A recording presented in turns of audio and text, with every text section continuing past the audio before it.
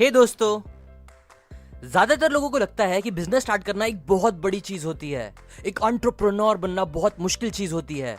बहुत पैसे लगते हैं, काफी मेहनत करनी पड़ती है, जॉब छोड़ना पड़ता है, फाइनेंशियल रिस्क लेने पड़ते हैं और ऐसी बहुत सी बड़ी बड़ी चीजें करनी पड़ती है जो सबके लिए करना पॉसिबल नहीं होता।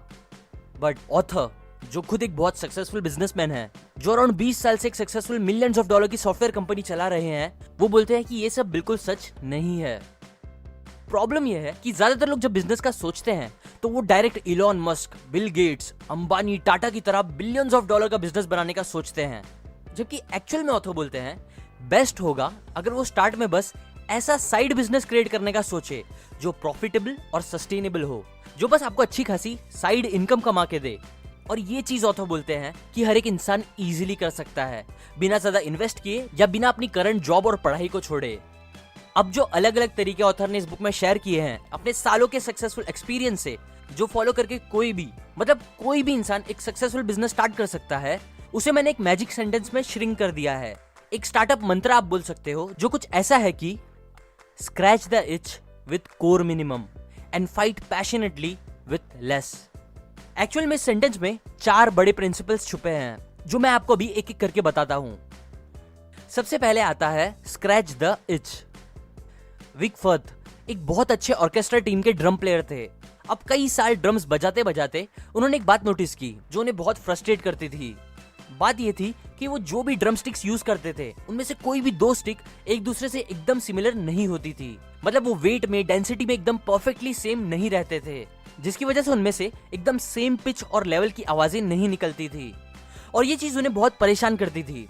सो इसीलिए फिर उन्होंने क्या किया कि वो अपने बेसमेंट में गए और वहां रिसर्च करके उन्होंने खुद से सेम वेट, डेंसिटी, पिच के ड्रमस्टिक्स बनाए, जिसे बाद में उन्होंने नाम दिया द परफेक्ट पेयर। उनके ये स्टिक्स इतने फेमस हो गए कि आज उनकी कंपनी जो ड्रमस्टिक्स बनाती है, वो टोटल 62% ड्रमस्टिक्स के मार्केट को ओन करती है, वो भी डोमिनेट करते हुए।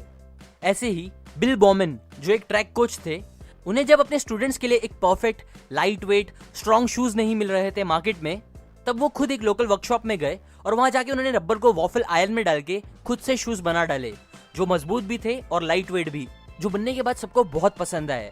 और यहीं से फिर नाइकी कंपनी की शुरुआत हुई, जिसे आज ऑलमोस्ट हर इंसान जानता है।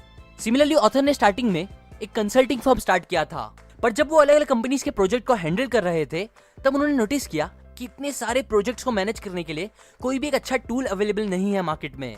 इसीलिए फिर उन्होंने अपने पार्टनर्स के साथ क्या किया कि एक सॉफ्टवेयर रेडी किया जो प्रोजेक्ट्स को इजीली मैनेज कर सके, और सच में ये बहुत काम की चीज थी। इसलिए इसकी जरूरत हर एक कंपनी को भी दिखने लगी। फिर क्या, सबने उनसे उनका सॉफ्टवेयर खरीदना स्टार्ट कर दिया और ऐसे ही फिर उनका बिजनेस स्टार्ट हो गया, जो आज उन्हें मिलियंस ऑफ डॉलर बना के दे रहा है। अब ये तीनों एग्जाम्पल में आप नोटिस करोगे तो हर इंसान को स्टार्टिंग में खुद अपनी लाइफ में कुछ प्रॉब्लम्स महसूस हुई, एक इच महसूस हुई। इसलिए फिर उन्होंने क्या किया कि उस इच को खत्म करने के लिए एक काम का सोल्यूशन बनाया। सेम इसी तरह आप भी नोटिस करो डे टू डे लाइफ में कि आपको क्या प्रॉब्लम्स फेस करनी पड़ती है और कैसे आप उस प्रॉब्लम्स को अच्छा प्रोडक्ट बना के खत्म कर सकते हो। आपका मेन एम यही होना चाहिए कि आप कुछ रियल प्रॉब्लम्स को सॉल्व कर पाओ, और बेस्ट है अगर प्रॉब्लम आपकी खुद की हो, क्योंकि आप अपनी खुद की प्रॉब्लम्स का सोल्यूशन आपको सबसे अच्छे से समझ में आएगा, जिससे आप जल्दी और बेटर डिसीजंस ले पाओगे प्रोडक्ट बनाते हुए। वरना दूसरों के प्रॉब्लम्स के सोल्यूशन सर्च करना कई बार अंधेरे में तीर चलाने जैसा भी हो सकता है। With core minimum. अच्छा, एक क्वेश्चन पूछता हूं। समझो आपको बर्गर बेचने का बिजनेस करना है। अब इस आइडिया को एक सक्सेसफुल बिजनेस बनाने के लिए क्या चीज का होना सबसे ज्यादा जरूरी है, जिसके बिना आपका बिजनेस होगा ही नहीं? एक अच्छी शॉप, अच्छे एम्प्लॉइज, या क्या? वेल ऑब्वियसली जो चीज सबसे ज्यादा जरूरी होगी वो होंगे आपके बर्गर्स, जो बहुत अच्छे होने चाहिए। बिकॉज भले से आपके पास अच्छी दुकान ना हो, अच्छे एम्प्लॉइज ना हो, फिर भी लोग दूर दूर से आपके बर्गर्स खाने आएंगे अगर वो बहुत अच्छे होंगे तो। इसीलिए यहाँ टेस्टी बर्गर्स आपके बिजनेस का कोर होगा, जिसपे आपका स्टार्ट में सबसे ज्यादा फोकस होना चाहिए। क्योंकि ज्यादातर लोग की ये प्रॉब्लम है कि वो अपने कोर से हट के दूसरी चीजों पे ज्यादा टाइम, एनर्जी और पैसे स्टार्ट में ही खर्च करने लगते हैं, जो समझदारी नहीं होती। एग्जाम्पल, ऑथर ने जब अपना बेस कैंप का बिजनेस स्टार्ट किया था, तब उन्होंने बस कोर पे ध्यान रखते हुए मिनिमम पैसे खर्च किए। उन लोगों ने खुद का ऑफिस खोलने के बजाय शेयर्ड ऑफिस स्पेस यूज किया, कई सर्वर्स यूज करने के बजाय बस एक अच्छा सर्वर यूज किया, कस्टमर सपोर्ट टीम रखने के बजाय खुद सारे कॉल्स, ईमेल्स के आंसर्स दिए। ऐसे ही आप भी स्टार्टिंग में बस मस्ट हैव चीजों पे फोकस करो, ना कि नाइस टू हैव चीजों पे। एक अच्छी डिग्री का होना नाइस टू हैव है, पर अगर आप चाहो तो गूगल और यूट्यूब से भी बहुत कुछ सीख सकते हो। अपनी जॉब क्विट करके बिजनेस स्टार्ट करना अच्छा है, पर बहुत बार आप थोड़ा एक्स्ट्रा टाइम निकाल के टीवी शोज को देख के टाइम वेस्ट करने के बजाय, सोशल मीडिया पे टाइम वेस्ट करने के बजाय और थोड़ा कम सो के भी बिजनेस हैंडल कर सकते हो। बाहर से इन्वेस्टमेंट लेना अच्छा है, पर आज आप घर बैठे बैठे कई फ्री और चीप चीजों का यूज करके भी कुछ अच्छा क्रिएट कर सकते हो। देखो, मेन बात यह है कि आज की इस टेक्नोलॉजी से भरी दुनिया में चीजें करना बहुत आसान हो गया है। मतलब कल जो चीज करना इम्पॉसिबल थी, आज वो कंप्यूटर से आप फ्री में कर सकते हो।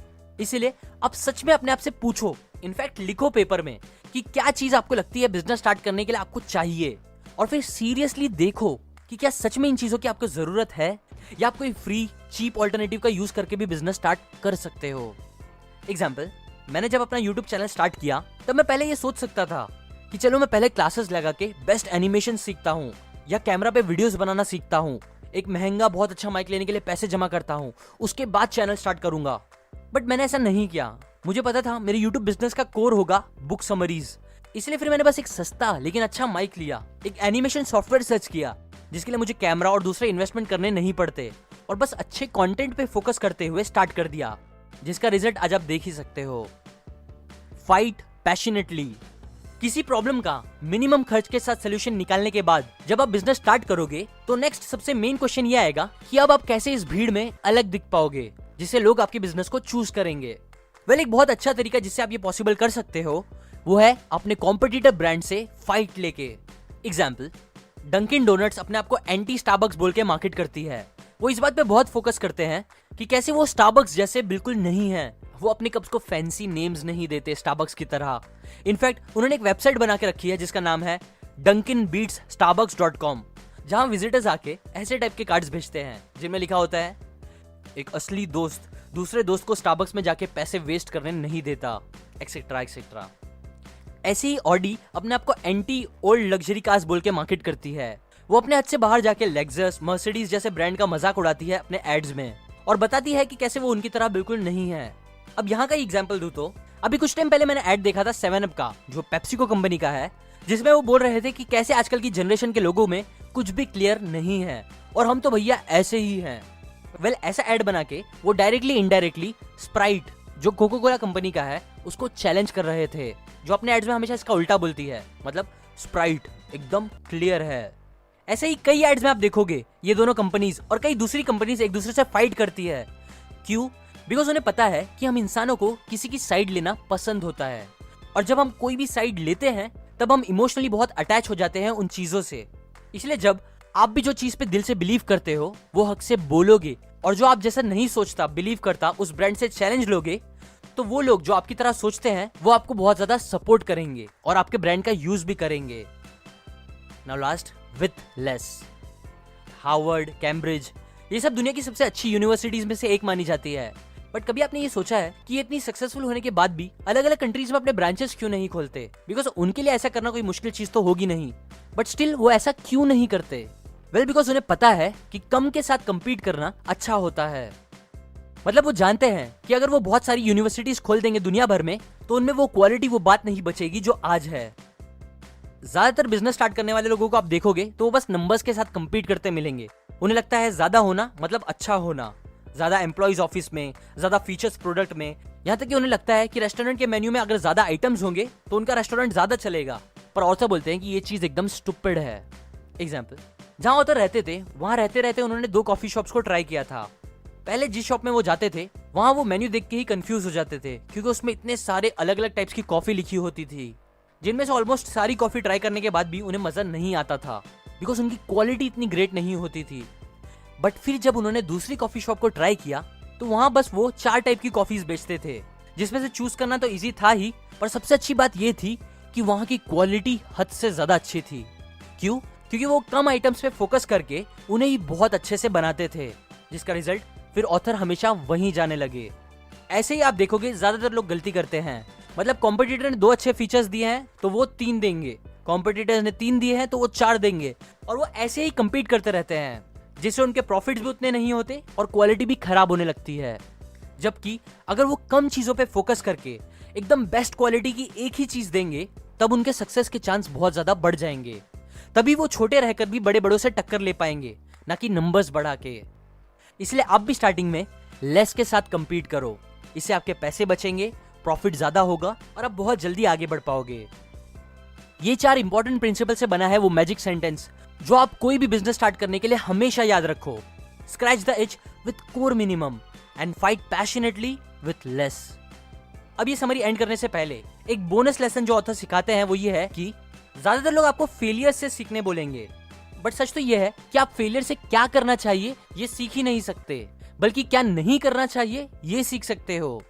इसलिए ऑथर बोलते हैं इंस्टेड आप सक्सेस से सीखो, या जो लोग सक्सेसफुल बिजनेस क्रिएट कर चुके हैं, सक्सेसफुल है, उनसे सीखो, तभी आप जल्दी आगे बढ़ पाओगे। और एक्चुअली में यही चीज मैं भी अपने चैनल सीकन में बुक समरीज और मेंटर्स की बातें सिखा के बताता हूँ, ताकि हमारे फेलियर के चांस कम हो और हम अपने आप को इंप्रूव करके जल्दी लाइफ में आगे बढ़ सके। ये थी कुछ माइंड ब्लोइंग बातें एक बहुत ही अच्छी book Rework by Jason Fried इस बुक से, जिसके बारे में बिलियनर इन्वेस्टर मार्क क्यूबन ये बोलते हैं कि अगर मेरे सामने 2 इंसान आए जिनमें से एक MBA किया हो और एक ने रीवर्क बुक पढ़ी हो, तो मैं एनी टाइम उस बंदे को पैसे दूंगा, उस पे इन्वेस्ट करूंगा जिसने रीवर्क ये बुक पढ़ी है। इतनी अच्छी है ये बुक। सो अगर आपको इस बुक की सारी अच्छी बातें सीखनी है बिजनेस से रिलेटेड, तो वो बुक आप डिस्क्रिप्शन से जाके खरीद सकते हो। या अगर इस बुक की फ्री ऑडियो बुक चाहिए आपको, तो वो आप seeken.org/audible से जाके ले सकते हो, जिससे मैंने खुद ये बुक सुनी है। ऑडिबल एक Amazon कंपनी है जो 1 महीने का फ्री ट्रायल देती है, जिसके बाद वो चार्ज करती है अगर आप उनकी सर्विस कंटिन्यू रखते हो तो। और लास्ट, अगर आप मेरे वीडियोस को कभी मिस नहीं करना चाहते तो आप सब्सक्राइब करने के बाद बेल आइकन पर जरूर क्लिक करें। इससे जब भी मैं न्यू वीडियो डालूंगा, जो मैं हर संडे को डालता हूँ, तब आपको उसका नोटिफिकेशन आ जाएगा, वरना नहीं आएगा और आप ऐसी काम की यूजफुल नॉलेज मिस कर दोगे। लाइक करें अगर आपको ये बातें काम की लगे, कमेंट करके अपने व्यूज बताएं इन टॉपिक्स के बारे में। शेयर करें इस वीडियो को उनके साथ जिन्हें बिजनेस में इंटरेस्ट हो या जो स्टार्टअप करने का सोच रहे हैं। And finally, thanks for watching.